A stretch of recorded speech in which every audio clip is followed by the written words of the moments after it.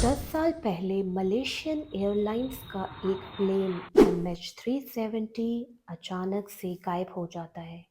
इसमें total passengers 237 थे और ये कहाँ चला जाता है इसका किसी को कुछ नहीं पता चलता। तो आइए जानते हैं क्या है MH370 का असली सच। 8 मार्च 2014 को रात 12:42 मिनट पे मलेशियन एयरलाइंस की फ़्लाइट MH370 टेक ऑफ करती है मलेशिया कैपिटल कोलालमपुर से और इसे पहुंचना था चाइना कैपिटल बीजिंग में। इस फ्लाइट में टोटल पैसेंजर्स 227 थे और 10 फ्लाइट अटेंडेंट्स थे और 2 पायलट्स थे। इसमें एक पायलट थे कैप्टन सहारी अहमद शाह जो 53 इयर्स के थे और वह काफ़ी एक्सपीरियंस थे, उन्हें 33 इयर्स का एक्सपीरियंस था। दूसरे पायलट थे फ़ारिक अब्दुल हमीद जो 27 इयर्स के थे, उन्हें 7 इयर्स का एक्सपीरियंस था। ये फ़्लाइट 20 मिनट के लिए सही उड़ान भरती है और रात के करीब 1 बजे ये फ़्लाइट मलेशियन कोस्टलाइन को पार करके साउथ चाइना पे चली जाती है। प्लेन 35,000 हाइट पर है, सब कुछ नॉर्मल चल रहा है।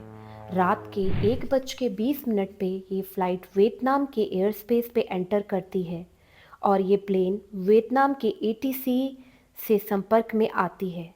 फ़्लाइट के पायलट ज़हरी जो हैं उनके आखिरी शब्द जो सुने गए थे वह यही थे, मलेशियन 370 कॉन्टैक्ट हो ची मी ऑन 120.9 गुड नाइट। नाम के एयर स्पेस में पहुंचने के करीब 30 सेकंड बाद ये प्लेन कोलालमपुर के ATC के रडार से गायब हो जाता है।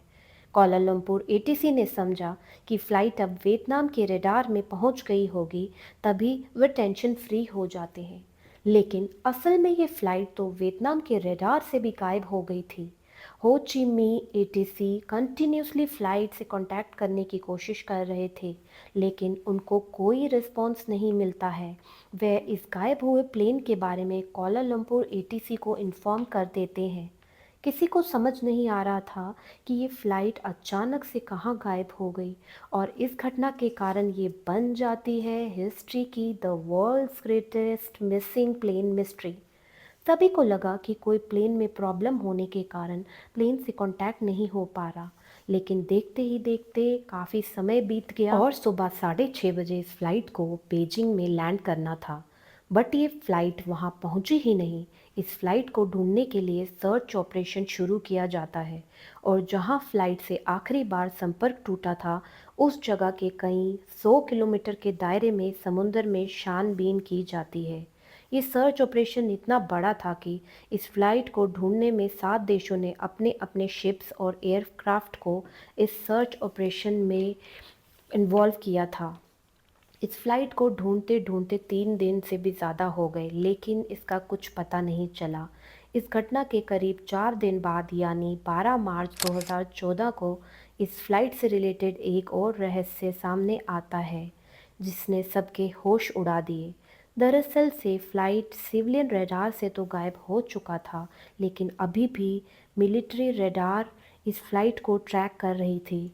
इस फ्लाइट के बारे में मिलिट्री की रडार के डाटा के अकॉर्डिंग जब ये फ़्लाइट वियतनाम के स्पेस में पहुंची और सिविलियन रडार से गायब हुई, उसके बाद इस फ्लाइट ने राइट टर्न लिया और उसके बाद यू टर्न लेकर वापस मलेशिया की ओर उड़ने लगी और 31 मिनट बाद पिनांग शहर को पार करते हुए मलाक्का स्ट्रेट की ओर टर्न लिया और ये फ़्लाइट अंडमान और निकोबार आइलैंड की ओर उड़ने लगी।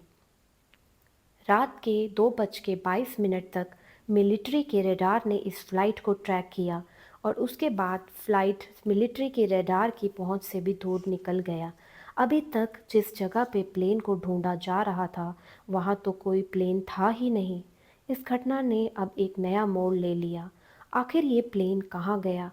इस प्लेन को सीधा जाना था और इसने यू टर्न क्यों ले लिया और ये इंडियन ओशन की ओर क्यों पहुंचा? और मिलिट्री रडार से गायब होने के बाद ये प्लेन किधर मुड़ा? कई सवाल सबके दिमाग में घूम रहे थे, लेकिन उसका कोई जवाब नहीं था। अब सर्च ऑपरेशंस को इंडियन ओशन के एक बड़े भाग में सर्च करना था। जो रेस्क्यू टीम अभी तक प्लेन को गल्फ ऑफ थाईलैंड और साउथ चाइना में ढूंढ रही थी, उसने अब इंडियन ओशन के इस भाग में प्लेन को ढूंढना शुरू कर दिया। कई दिनों तक सर्च ऑपरेशन फिर से चला, बट कुछ भी पता नहीं चला। कुछ दिनों बाद इस कहानी में एक नया मोड़ आया जिसने सबको हैरान कर दिया कि ये प्लेन अपनी यात्रा के दौरान बार बार एक सैटेलाइट से कांटेक्ट करने की कोशिश कर रहा था।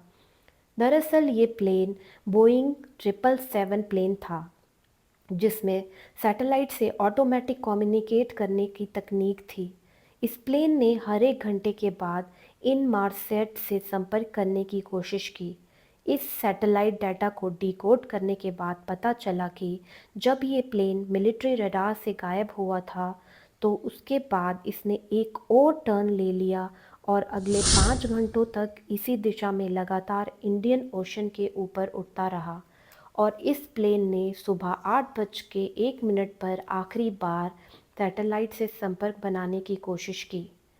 इन्वेस्टिगेटर्स ने जब सैटेलाइट के डाटा को एनालाइज किया और प्लेन की स्पीड को मैच किया, तो और साथ में उसमें मौजूद फ्यूल से भी जब जहाज की मैथमेटिकल कैलकुलेशन की, तो उन्होंने ऑस्ट्रेलिया से करीब 2000 किलोमीटर वेस्ट में इंडियन ओशन के इस कर्व के एरिया में इस जहाज के होने की आशंका जताई।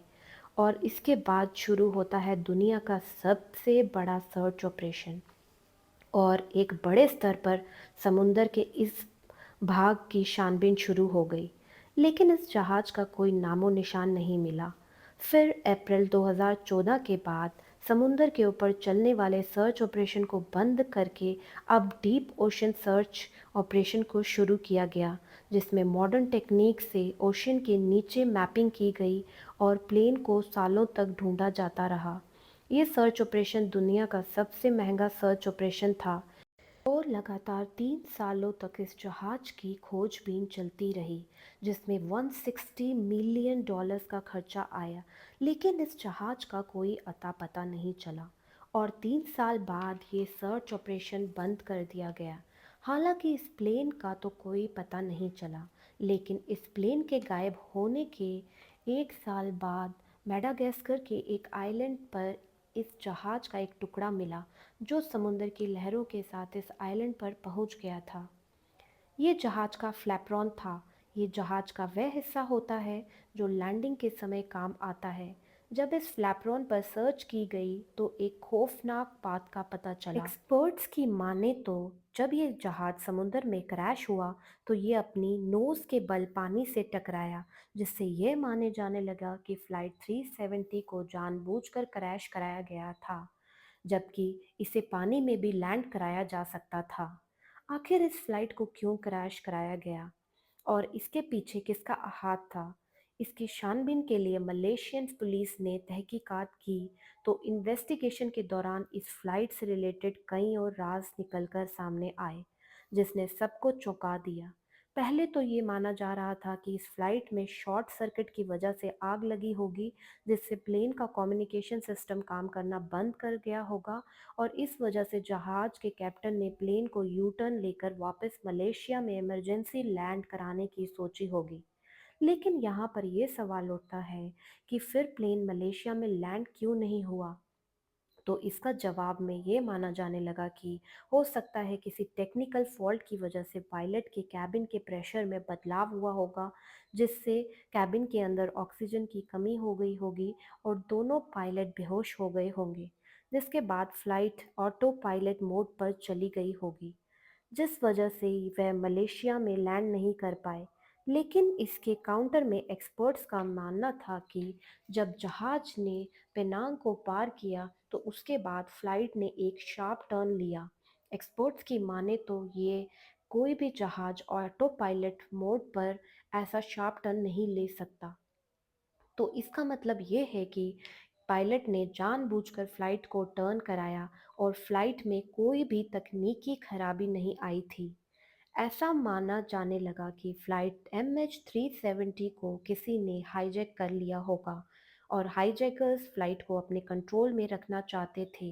इसके लिए पैसेंजर्स के बैकग्राउंड को चेक किया गया तो पता चला कि फ्लाइट में दो लोग ऐसे थे जो फेक पासपोर्ट के साथ ट्रैवल कर रहे थे, जिससे ये माना जाने लगा कि हो सकता है कि उन्होंने फ्लाइट को हाईजैक किया होगा। लेकिन जब दोनों पैसेंजर्स के बैकग्राउंड चेक किए गए तो पता चला इनका किसी भी आतंकवाद संगठन से कोई लेना देना नहीं था।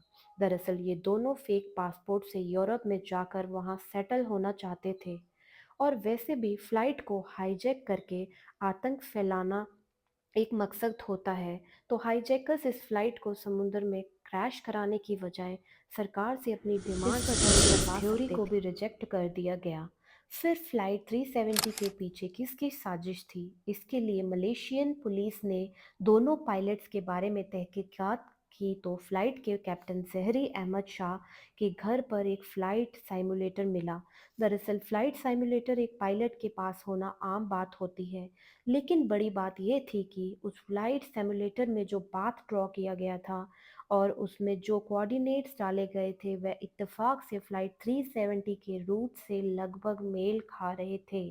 ऐसा लग रहा था कि जिस रूट से MH370 गुजरी थी, इस रूट पर फ्लाइट उड़ाने की प्रैक्टिस कैप्टन जहरी अहमद शाह अपने फ्लाइट साइमुलेटर में कर रहे थे। इस बात ने कैप्टन को सीधा मुस्लिम बना दिया।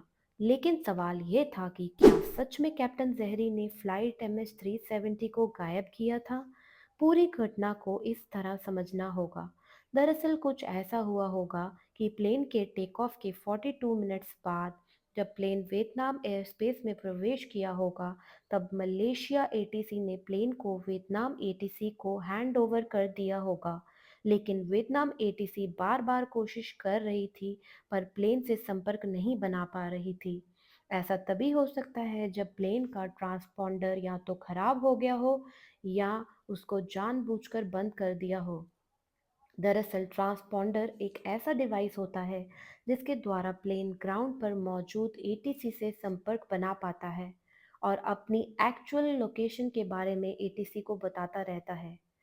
चलो ट्रांसपॉन्डर बंद हो गया होगा, लेकिन MH370 एक मॉडर्न प्लेन था जिसमें एटीसी से संपर्क बनाने के लिए 4 से भी ज़्यादा तरीके थे, और सारे कम्युनिकेशन डिवाइसेस एक साथ खराब हो जाएं ऐसा तो हो ही नहीं सकता।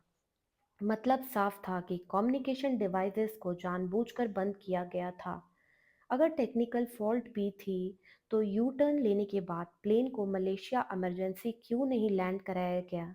पायलट ने प्लेन को थाईलैंड और मलेशिया के बॉर्डर से गुजारा, जो कि कोई इत्तेफाक नहीं था, जिससे थाईलैंड एटीसी को लगे कि प्लेन मलेशियन एटीसी के संपर्क में है और मलेशियन को लगे कि थाईलैंड के संपर्क में है। प्लेन को कोई ट्रैक ना कर पाए इसलिए इतने शार्प टर्न लिए गए थे। प्लेन छुपते हुए फिर मलाक्का स्ट्रेट में पहुंचकर एक और टर्न लेता है, जो ये दिखाता है कि प्लेन को इतनी एक्यूरेसी से एक एक्सपीरियंस्ड पायलट ही उड़ा सकता है, वो भी बिना एटीसी की हेल्प के। अब एक सवाल ये उठ रहा था कि प्लेन में दो पायलट थे, तो क्या दूसरे पायलट ने ऐसा करने से रोका नहीं होगा? तो इसका जवाब ये है कि जब प्लेन टेक ऑफ करता है तो दोनों पायलट प्लेन के हाई ऑल्टीट्यूड तक पहुंचने में बिजी रहते हैं, और उसके बाद पायलट को कुछ खाली वक्त मिल जाता है। इस खाली वक्त में को पायलट कॉकपिट से बाहर चाय या कॉफ़ी पीने के लिए गया होगा। इतने में कैप्टन ने कॉकपिट का डोर बंद कर दिया होगा। कॉकपिट का डोर इतना सिक्योर होता है कि इसे केवल अंदर से ही खोला जा सकता है। कॉकपिट में प्लेन के अंदर ऑक्सीजन को कम या ज़्यादा करने का ऑप्शन होता है। अगर कैप्टन प्लेन के अंदर ऑक्सीजन के फ्लो को कम कर दिया होगा तो इससे यात्रियों का दम घुटने लगा होगा, जिससे वे अनकॉन्शियस हो गए होंगे, और पायलट प्लेन को छुपाते हुए समुद्र के वीरान हिस्से में ले गया जहां पर वो प्लेन को क्रैश करा सकता था। हालांकि प्लेन को पानी में लैंड कराया जा सकता था और इतिहास में कई बार ऐसा कराया गया है, लेकिन इसके लिए प्लेन को हॉरिजॉन्टल लैंड कराना होता है। MH370 को वर्टिकल नोज के बल पानी में क्रैश कराया गया, जो पायलट को इस घटना में एक शक के दायरे में खड़ा कर देता है, क्योंकि प्लेन को जब भी पानी में लैंड कराया जाता है तो उसका फ्लैपरॉन उसको खोला जाता है, लेकिन ऐसा इस कंडीशन में नहीं हुआ था। हालाँकि ये एक थ्योरी है, इसका कोई पक्का एविडेंस नहीं है। कुछ लोग कहते हैं कि पायलट घरेलू प्रॉब्लम्स की वजह से डिप्रेशन में था, तभी उन्होंने सुसाइड करने के लिए पूरे प्लेन को क्रैश करा दिया। बट इसमें कितनी सच्चाई है, ये कोई नहीं जानता। MH370 जहाज अपने साथ 239 लोगों को लेके एक रहस्य बना हुआ है।